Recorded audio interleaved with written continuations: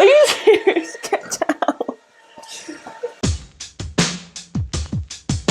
Hello, welcome to Loveday Bakes. I'm Harry, I'm a pastry chef, and it's springtime in the Loveday Bakes kitchen, and I'm feeling pretty fruity. Crow warning, we have 5,000 crows that live in our woods, so we can't do anything about it. you know what, deal with it. I sometimes try to count them, but I think there's about 30 crows. How could you possibly count them? People, could you count that and tell me how many there are? In honour of the clocks finally going forward and us receiving another hour of daylight, hope is back. Spring has sprung. We've got fresh produce, finally. Most excitingly, most importantly in the UK right now, it's rhubarb season. I don't know if it's such a big thing in America. Yorkshire rhubarb in particular, which we're not going to be able to get because I don't know that. we're going to get Somerset rhubarb. If you haven't heard about Yorkshire rhubarb, they have to know how much rhubarb they need 2 years prior. And they have little candles lighting. It's the most whimsical, magical thing you've ever seen. The rhubarb needs candles. It's the most beautiful pink. If we could even find some pink rhubarb, that'd be great. I digress. Going on a tangent about fruit. The best way to highlight the beauty of fruit is in a pie. Pastry and fruit, that's all you need. Match made in heaven. It is a match made in heaven. And you don't need to do the whole pie thing. That's a whole lot of work, that's a whole lot of effort. If I just want pastry and fruit, you know what I'm gonna make? I'm gonna make a galette. And that's what we're making today. I'm well aware not everyone has an abundant land around them that produces wonderful seasonal produce. So I'm gonna make 3 different types of galette using the same pastry to show you different ways that you can utilize this and create something wonderful no matter what you have. So the first one is the one I'm most excited about. It's rhubarb season, as I've mentioned. What's the best thing about rhubarb? Rhubarb and custard. But I want to bake it as one in a galette. So I'm gonna make a creme pat, which is gonna sit in the base of our pastry, and then we're gonna line the top with rhubarb. So it's kind of like custard tart, rhubarb in one, but a galette. Can't go wrong. Number 2 is another delicious way to use this pastry that we're making in sort of like a galette way is the tart tatin. I will show you a way to make it simple and foolproof. We're just gonna do an apple one. I feel like apples, Delicious. you can fucking get a good apple anywhere you go, any time of year. That's the modern world. And I think the best apple for a tart tatin is Granny Smith. You put a little thyme in there, a little thyme in the caramel, because it just... How many apples do you think there are in the world? Different types? I know there's more varieties of apple than you can eat one a day in your lifetime. So, I'm gonna go with like 20,000. 7,500. I just ruined your fact. I remember hearing that one day. If you eat a different apple every day, so I could eat 7,000 apples in my lifetime, I think, one a day. How many days are in your life? No, I don't want to know. No, I don't want to know. Final tart. This is the tart that I feel like everyone can make no matter where you are. And I'm just going to show you how to use a frozen fruit of your choice to make a delicious pie. I think we're going to do like a berry situation. Simple. Simple but delicious, and that's something everyone can make no matter where you are. We're going to start with our pastry.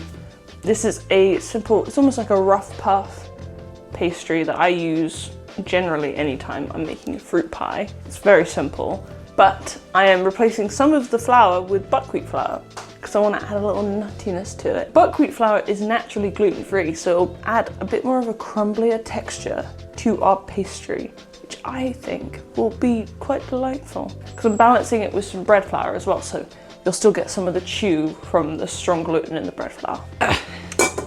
Stand mixer. You could do this by hand. I've got 360 grams of a strong bread flour.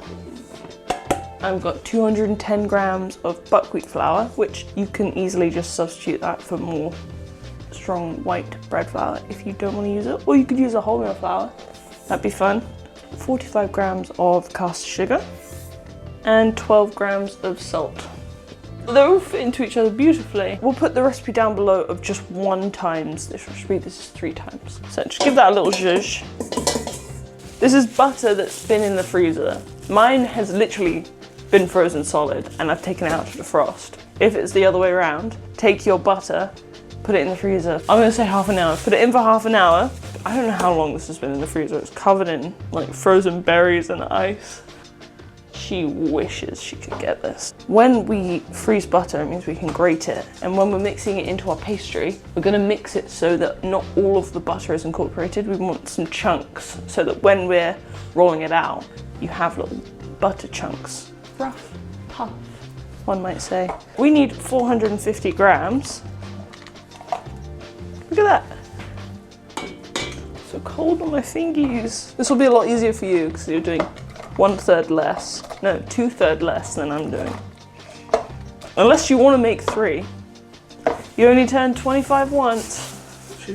Ah! What the hell, dude? Get down. All my butter is grated in. The important part is that everything's really cold. So just let that go for a little bit. You need ice cold water for this recipe. So I did put some water in the freezer and I have made ice. So you'll need 180 grams of ice cold water. That's what I got here. Are you serious? Get down. When we're at this stage, so you can see there's still little clumps of butter that haven't mixed in. That's what you want. Think of puff pastry. Puff pastry is a dough you make with a little butter in. Mostly it's just dough, water, flour, salt, sugar, a little bit of butter. That's essentially what we've created here. And with puff pastry, you're laminating in smooth butter to get a nice lamination that layers. This is the same principle, similar amount of butter. You've just put some into your dough in crumb form, and then you've got your butter in pockets. So it's not going to be an even puff. It'll be more of like a flaky, a rough puff. But this is my cheat way of doing it. Now we're at this stage, you're going to slowly dribble in 180 ml of ice water, literal ice water. This just helps to keep it all really cold. Yeah, fuck it, the ice is going in. That tablespoon of water might have been needed actually. It will clump together. You can also do this in a food processor. Okay, I'm going to stop it here because we don't want to develop the gluten too much. You can see it's starting to clump into a dough. That's what you want. We don't want to over knead it. No one likes tough pastry. You can still see some of that buckwheat flour coming through. Looks lovely. Good way I find to put it together and also help to create more layers and lamination is by chopping it and like layering. Doing that until it forms a nice cohesive dough. It's kind of similar to how I make scones. So you just want to separate this into 3. You'll just have 1, so it'll be easier for you. Careful, forget this step. Start to shape it in a round means that when we come to rolling out our galettes, we're already halfway there. Just like that. So now we've got our dough. I'm just going to cling film it and let it rest in the fridge for about 1 hour, 2 hours, however long it takes for you to go to the shop. You can make this a day ahead as well. Chill your pastry. We are going to head to our local farm shop and get our fruit.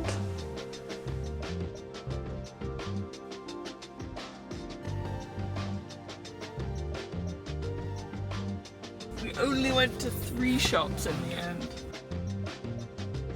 Successful mission. We have our rhubarb, and it's lovely pink rhubarb as well. We've got our Granny Smith apples, and we also have our frozen fruit. We went for like a summer berry mix. We got some like strawberries, some blackberries, some black currants, some raspberries. Lovely. First things first, we've got to prep. The freezer fruit, we don't need to do anything to, but we need to prep our rhubarb, custard, and our apples for our tarte tatin. First, we're going to make our custard. I'm just going to do vanilla. You could infuse with some like garden herbs, would be quite nice. I feel like sage or thyme would be quite nice with this vibe. Now I've got 100 grams of whole milk and 25 grams of cream. I'm just going to add a splash of vanilla. I'm going to heat this up till it's steaming, but not boiling. On 6. 80 grams of egg yolks that maybe I salvaged from a little incident we had. Maybe someone dropped them.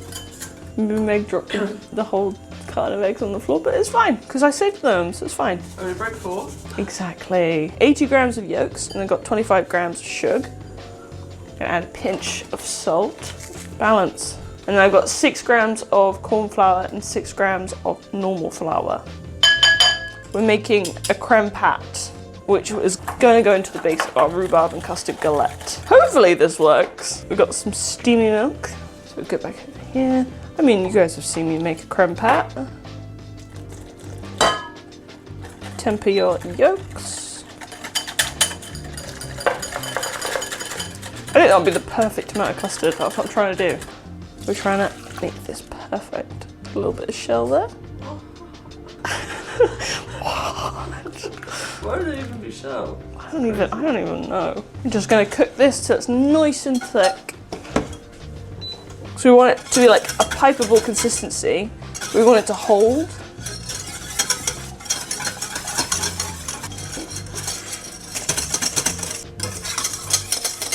Perfect. That's exactly the consistency I desired. We just want to chill that completely because you don't want anything hot going on your pastry. I was gonna make you lick that off my finger. That's so horrible. I just want to macerate some of my rhubarb. God, what a mess. Cut all of the rhubarb to equal pieces, 4 centimeters in length. I tried to get all the pieces that were the most similar in size. It is green. It's like us, Meg. A third of the weight of the rhubarb in sugar. I'm gonna do 150. And then a squeeze of lemon. We're basically just gonna let this sit and let the juices kind of pull out of the rhubarb. We'll set that aside, and then we are going to venture forth into the garden to get some thyme. All right, let's go. Mum, this thyme is lovely. I have my thyme. Tarte tatin is comprised of basically 3 things. Fruit of your choice, caramel, pastry. Usually you'd put your caramel down, put your fruit in, put your pastry on, bake.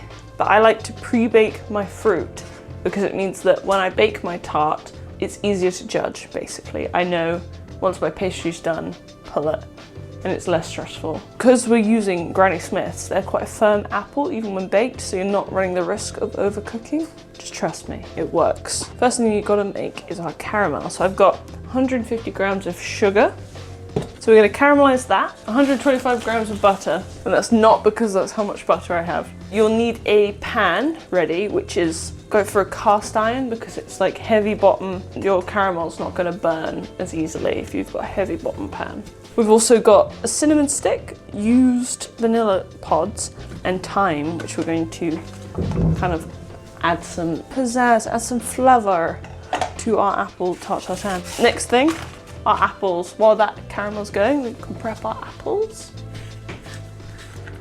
There is a best way. You take the top, take the bottom, then you, as you rotate. Okay, people who peel it like willy-nilly, looks ugly.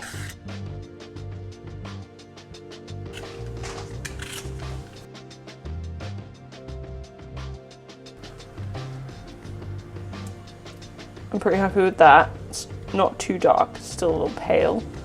I'm gonna put,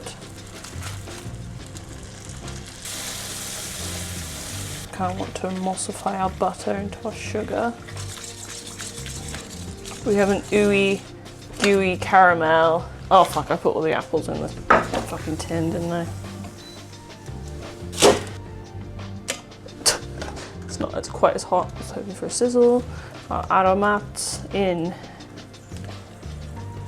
Oh no, you can smell the thyme. I might take that cinnamon out. I'm gonna bake the cinnamon with the apples. What I am gonna do is I'm gonna deglaze this pan with a little bit more butter and honey, which we're gonna cook our apples in. The way I prep them is really simple. Just quarter them and then go in with a knife and take the core, just like that. I like big pieces, so we go around like in a nice big chunk, you get a fat bit of apple. Do that to all your apples. And this is why we pre-cook them, because it is larger pieces that I like to work with.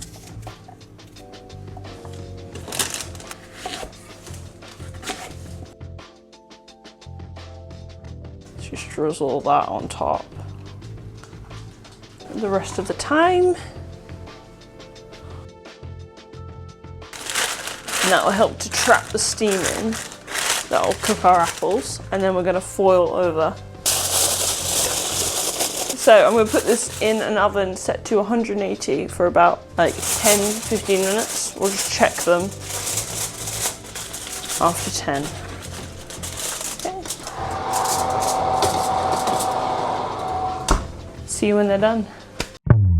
We're back. I have all of my mise en ready. I've got our apples and our caramel, our rhubarb and our custard, and then my berry mix. So I've got 300 grams of mixed berries. So to that, I've got 20 grams of corn flour and 40 grams of sugar. I'm just gonna combine them. I'm gonna put those together with the berries and just toss that mixture. Whilst this bakes, the moisture from the berries is going to be absorbed by the corn flour and create like a syrupy jam. And also, we're going to add a little citrus zest. Any citrus of your choice. You could add lemon. We don't have any lemons, so I'm doing lime. But you could do orange zest. That would be quite nice. But it just adds a little bit more of a zing. You shouldn't really add the juice because you're going to get quite a lot of juice from your berries. Stir that up. Just set that aside. Just need to finish our tarte tatin. You'll think about the way you want them to look.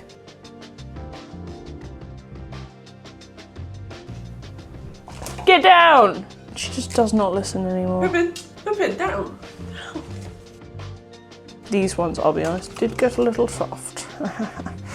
Maybe I wasn't paying attention because my BTS album arrived and I was looking at that instead. Need to just roll out our pastry. No apple wasted. I've got my pastry here. Get down!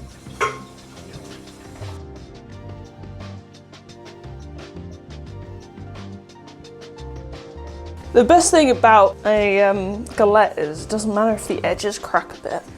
It kind of adds to the character. She's rustic. We want to chill all of them in the fridge for at least like 20 to 30 minutes. 10-inch diameter, roughly. We want a good thickness because I want a nice crust. Now, roll it up. And we're just going to, oh, it might be too big. Almost like a stuffed crust. I think the edge will like caramelize quite a lot. There's no rules when it comes to galettes. You can just do whatever you want. Okay, we want to make sure our apples are nicely tucked in. Don't want to trap any air in there. Cute little crimp around the edge. Look at that! So I'm just going to pop that in the fridge, let it chill. Next, I'm going to roll out the other one. Our rhubarb next. Which one are you the most excited for? I think the rhubarb. The rhubarb and custard, yeah. Okay, take a tray lined with some parchment. It looks like it's not big enough, but don't worry, we're folding. We've got our custard here.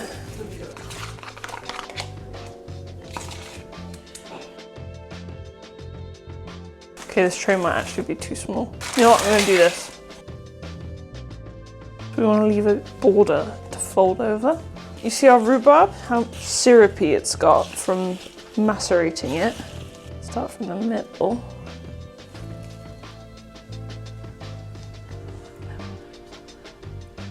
Oh, this is very satisfying. I'm quite enjoying this.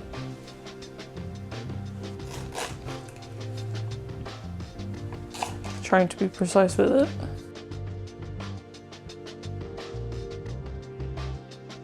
Drizzle some of this excess sugary. Probably don't need all of it. I don't want to make it too wet. Now we're just going to fold. You kind of want to overlap and tuck. That's so cute. Oh my god. That's exactly what I wanted it to look like. Is it gonna fit on that tray? No. Alright, I'm gonna pop that in the fridge. Now onto our final tart. No, but I've got to try 3 tarts later. Oh. Oh no.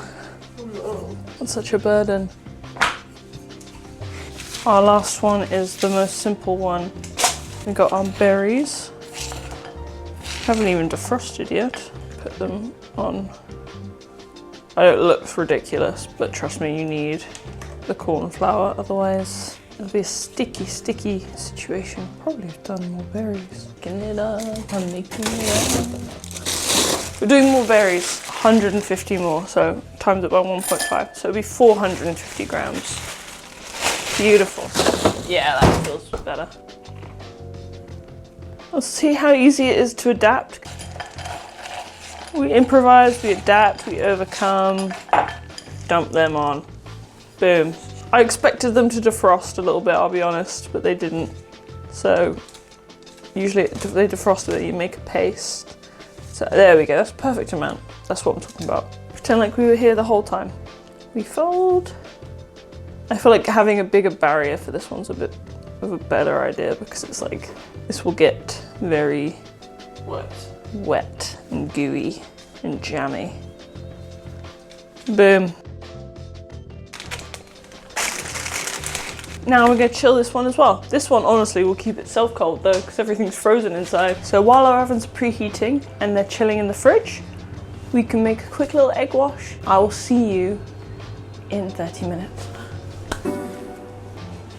We're back. All 3 have had a nice relax in the fridge and they are ready to bake. I've got 2 ovens on.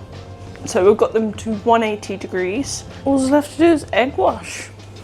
They are gonna bake slightly differently because as you can see, this pastry is up, this pastry is down.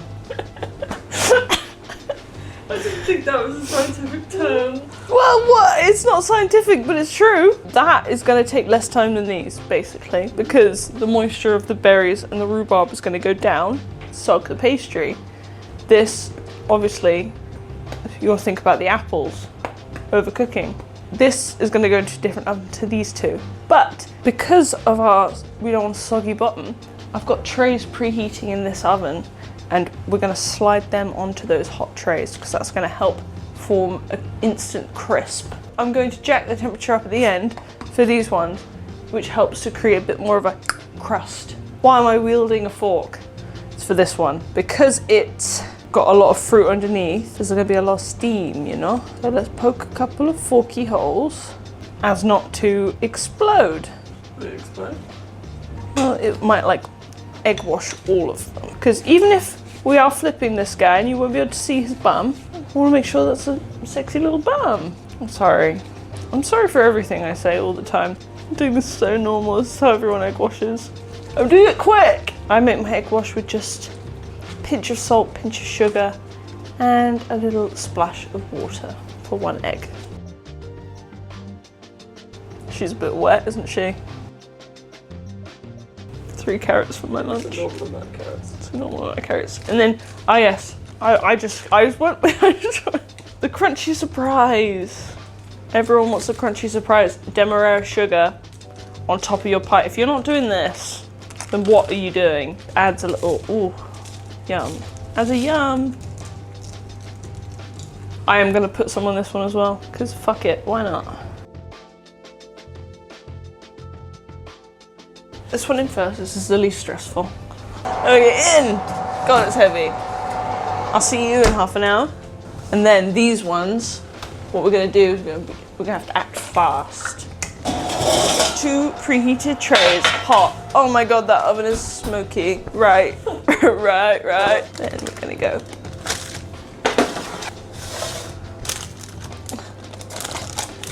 That one's dense. It is dense. Okay, in.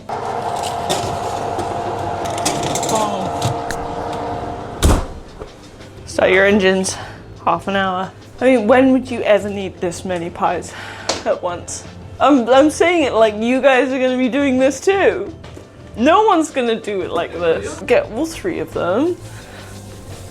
All in all, half an hour to 45 minutes for both of them. This one, you'll know when it's golden brown. Easy, because the fruit's already cooked. I made your life a lot easier there. You're welcome. These, you kind of guesstimate a bit more, but once the top's golden brown, you know you're good. So I go for half an hour, up the oven a little bit, take them out. You gotta let them cool down as well. I won't flip it without you, even though I want to. I want to flip it immediately, but you can't. Otherwise, oh, that's hot butter and sugar running down your arm. How do I know that? How do I know that? Where is it? That burn there. Hot butter and sugar from flipping a tart tatin. Bad times. Okay, I'm gonna go have a lie down. Love you, bye.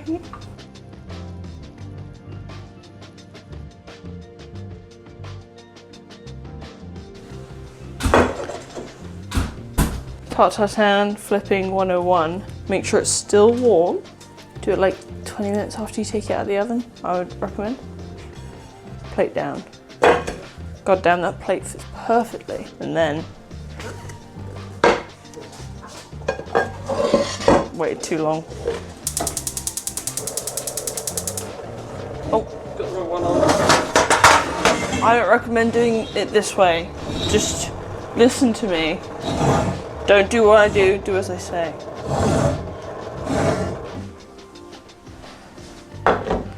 This never usually happens to me, I promise.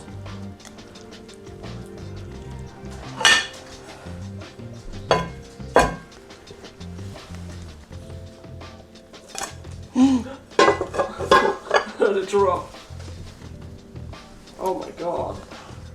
So close to being perfect. Okay, this is the one I'm most excited about. Tart tatin. Yeah. I mean, it's a classic for a reason. Quite stunned. Still warm too. The pie waft has got me, and I was trying to be impatient. I want to eat them now. But you can't eat them now, you have to wait. So I'll wait. Like 15. The golden trio. Let's cut a slice of all of them. I'm gonna start with the tart tatin, because I know it's gonna be easiest to cut. Let's take out... She's crying and looking at herself and her reflection in the fridge. Okay, some of the thyme is stuck in the caramel. Whoops. Should have taken that off when it was a bit warmer.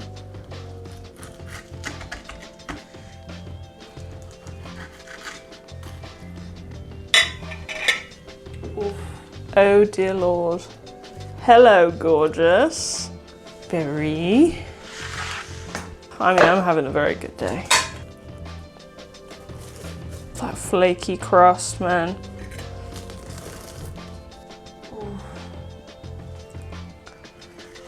Shut up. You can see it's a flaky crust, flaky bottom, no soggy bottom.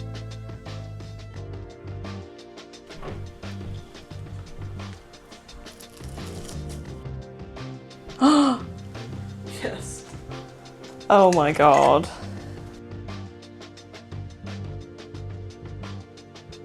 These 3 might be the best things I've ever made. This is a very exciting moment.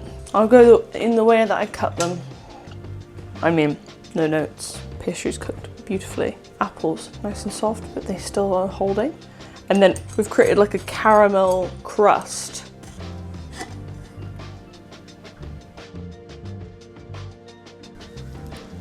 It's apple pie, apple tart tatin, apple pie, but elevated because you got that caramel, a little bit of thyme coming through. Oh, it's like chewy caramel, but it's formed in that crust. That slaps. What more can you say? It's a classic. Okay, what are you doing next? Berries.